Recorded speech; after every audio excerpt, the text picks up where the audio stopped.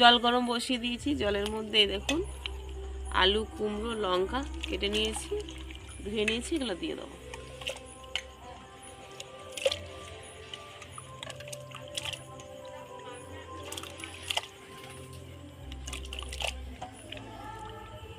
এটা ভালো করে ফুটে যাক, ঢাকনাটা দিয়ে দিই। আতপ চাল নিয়ে নিয়েছি, আতপ চালটা ধুয়ে নেব।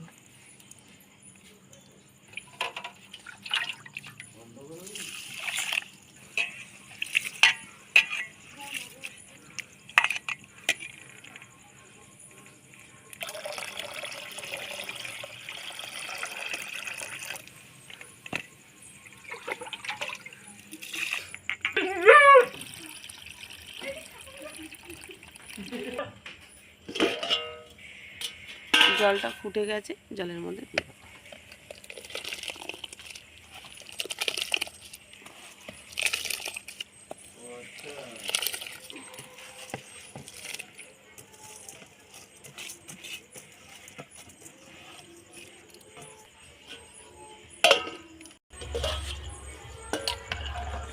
একটু ভাতটা ঘেঁটে দিতে হবে, না তলায় বসে যাবে। একটু ভালো করে ঘেঁটে নিতে হবে।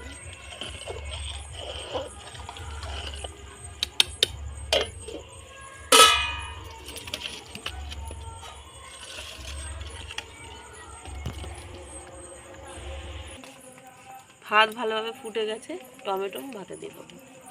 সিদ্ধ তো, তাই টমেটো, আলু, কুমড়ো একসাথে ভাত দিলে টক টক লাগবে, খেতে ভালো লাগবে। এর সঙ্গে কাঁচা লঙ্কাও আছে।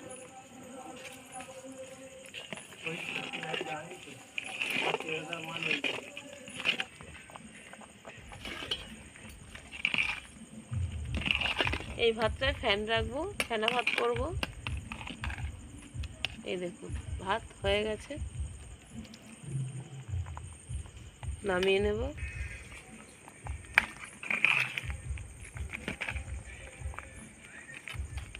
এই দেখুন ভাত হয়ে গেছে, একটু ফ্যান ফ্যান রাখবো। এবার নামিয়ে নেব ভাতটা। এই দেখুন টমেটোগুলো পুরো লাল লাল রসগোল্লার মতো ভাজছে। ভাতটা ঘেঁটে নিই। এই ভাতটা ফ্যানই ভালো লাগে।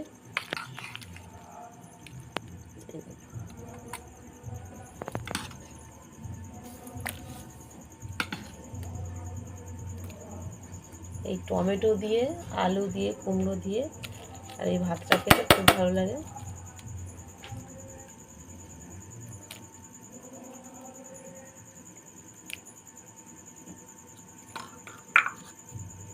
সাথে একটু ঘি নিয়ে নিয়েছি।